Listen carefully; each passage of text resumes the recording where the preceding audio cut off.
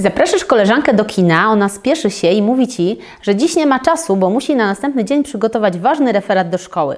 A wieczorem widzisz w mediach społecznościowych, że tego dnia zamieściła zdjęcie z kolacji, na której była z koleżankami.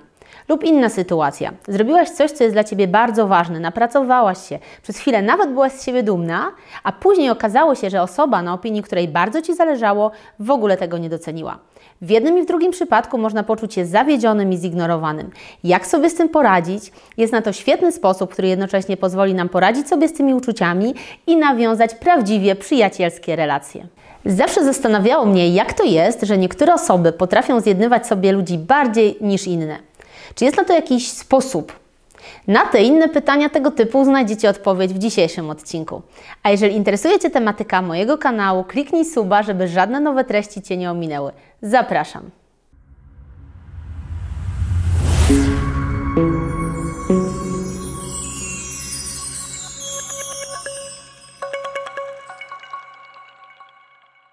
Zasada numer 1.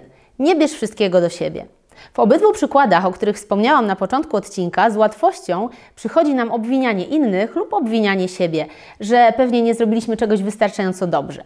Ale prawda jest taka, że jest mnóstwo okoliczności, ze względu na które ludzie zachowują się tak, a nie inaczej. I nie zawsze to my jesteśmy w centrum uwagi, albo nie zawsze jest to nasza wina. Może dziewczyna nie poszła z Tobą w danym dniu do kina nie dlatego, że już w ogóle nigdy nie chce się z Tobą umówić, tylko w tym dniu naprawdę poszła do domu pisać referat, ale po godzinie zadzwoniła do niej koleżanka pytając, czy wyszła już z domu, bo przecież idą na urodziny do znajomej. Okazało się, że ta dziewczyna kompletnie zapomniała, że była umówiona i w ostatniej chwili zdążyła na spotkanie. A w drugim przypadku osoba, która nie doceniła Twojego wkładu pracy, być może akurat tego dnia otrzymała jakieś bardzo złe wiadomości i nie była w stanie skupić się na niczym innym. W jednym i w drugim przypadku przyczyna takiego, a nie innego zachowania tych osób leży gdzieś na zewnątrz i nie zależy ani od Ciebie, ani nawet od tej drugiej osoby. Oczywiście byłoby dobrze, żeby inni, niezależnie od swoich przeżyć, zachowywali się wobec nas w porządku. Ale zauważcie, że zawsze mogą zajść okoliczności, które wpływają na zachowanie innych ludzi. Dlatego tak ważne jest, aby nie brać wszystkiego do siebie. Relatywnie mamy niewielki wpływ na ludzi, dlatego nie możemy uzależniać naszego szczęścia czy samopoczucia od innych. Natomiast mamy olbrzymi wpływ na samych siebie. Jeżeli uzmysłowimy sobie, że tylko od nas zależy, jak będziemy czuli się w danej sytuacji, to bardzo poprawimy swoje samopoczucie, a jednocześnie znacząco zwiększymy swoje szanse na zbudowanie przyjacielskich relacji. Jest tak dlatego, że z jednej strony ludzie nie lubią osób obrażających się, a za to bardzo lubią przebywać w towarzystwie osób pozytywnie nastawionych do życia. Jak więc to zrobić? Jest na to świetny sposób. Jeżeli ktoś zrobi coś wbrew Twoim oczekiwaniom, zawsze załóż, że nie jest to wbrew Tobie, tylko że zaszły jakieś okoliczności niezwiązane z Tobą, których nie znasz, a które wpłynęły na zachowanie czy reakcję tej drugiej osoby. Jest to technika niezwykle skuteczna, jednak jak wszystko wymaga treningu. Przy pierwszym czy drugim razie można nie poczuć zbyt dużej różnicy, ale stosując tę metodę częściej dojdziemy do wprawy i nie będziemy się już nigdy zrażali zachowaniem innych osób i nie będziemy brali wszystkiego do siebie. Zasada numer 2. Przejmij inicjatywę. Jeżeli zależy Ci na tym, żeby stworzyć z kimś prawdziwie przyjacielską relację, nie czekaj. Jednym z podstawowych błędów w poszukiwaniu przyjaźni czy po prostu dobrych znajomych jest to, że na co dzień przyjmujemy bierną postawę. To znaczy, że czekamy, aż coś samo się wydarzy, aż w końcu ktoś nas zaprosi, aż ktoś sam podejdzie do nas i zapyta, co słychać. Dlatego pytanie, jakie powinniśmy sobie zadać brzmi, czy wychodzę z inicjatywą? Czy na przykład zapraszasz ludzi, na których Ci zależy, gdziekolwiek? Tak jak w każdym innym aspekcie Twojego życia, jeżeli chcesz coś zmienić, to nie czekaj, tylko przejmij inicjatywę. Wyjdź pierwszy z propozycją, bo może po tej drugiej stronie jest ktoś, kto na to czeka, tak jak Ty do tej pory. Warto rozwijać przy tym poczucie własnej skuteczności. Przekonanie o własnej skuteczności kształtuje naszą wewnętrzną pewność siebie i wysoką samoocenę. Jeżeli mamy poczucie, że jesteśmy skuteczni, to chętniej podejmujemy działania także w sytuacjach społecznych, co zdecydowanie zwiększa nasze szanse na znalezienie dobrych przyjaciół. A szczególnie w tych czasach, gdy tyle osób spędza tak dużo czasu w sieci, warto spotkać się na żywo, bo tylko wtedy możemy naprawdę poznać drugą osobę i nawiązać trwałą i wartościową relację. Numer 3. Dokładnie słuchaj, co inni mają do powiedzenia.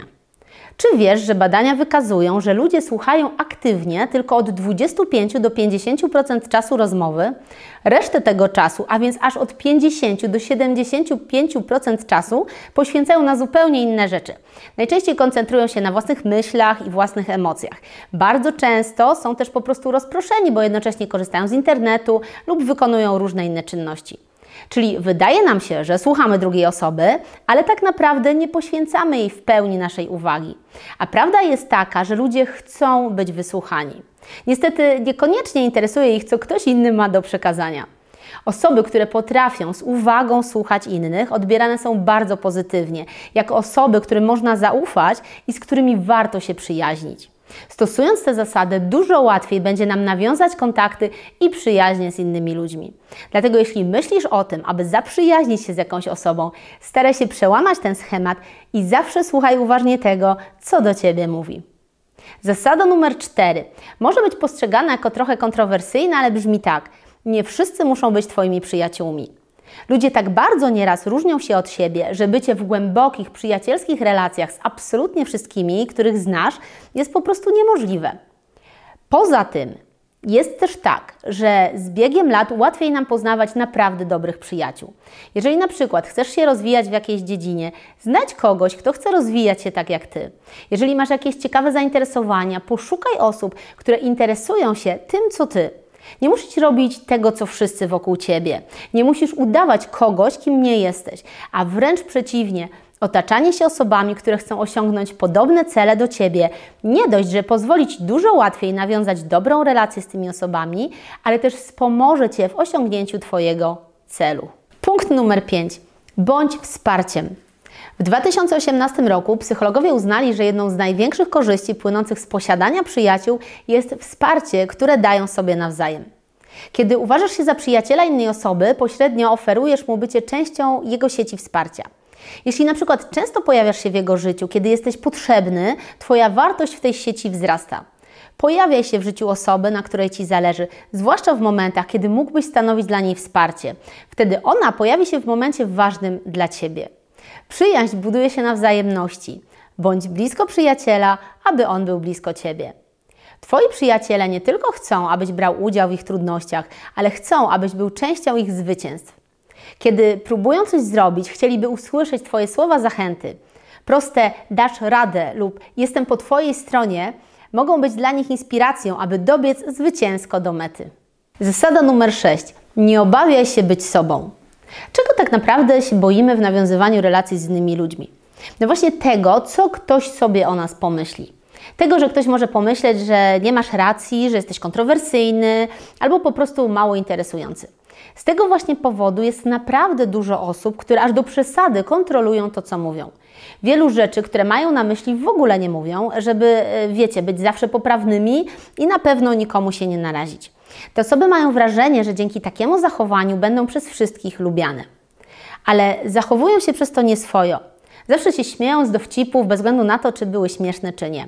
Całkowicie tłumią swoje uczucia, żeby przypadkiem nie urazić uczuć kogoś innego. I ostatecznie w tym wszystkim tracą siebie. A jaki jest prawdziwy efekt takich działań?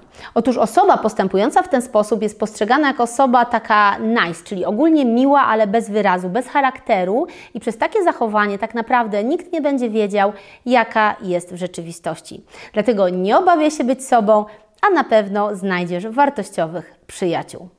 Rzeczywiście często jest tak, że widzimy siebie oczyma innych ludzi, czyli to, co inni o nas mówią, zwłaszcza rówieśnicy, czyli na przykład koleżanki i koledzy z naszej klasy, jest często dla nas ważniejsze niż to, co sami o sobie myślimy.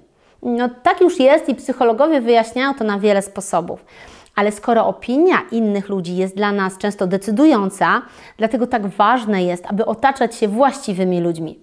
A być może część z tych osób będzie można nazwać z czasem naszymi przyjaciółmi. Na pewno nie ma jednego idealnego planu, jednej metody na to, jak zdobyć dobrego przyjaciela. Zwłaszcza, że niektóre przyjaźnie pojawiają się w naszym życiu zupełnie niespodziewanie. Ale są pewne zasady, które pomogą nam w nawiązywaniu pozytywnych relacji z innymi ludźmi i o nich był dzisiejszy odcinek. Mam nadzieję, że znalazłeś tutaj coś dla siebie. Do zobaczenia.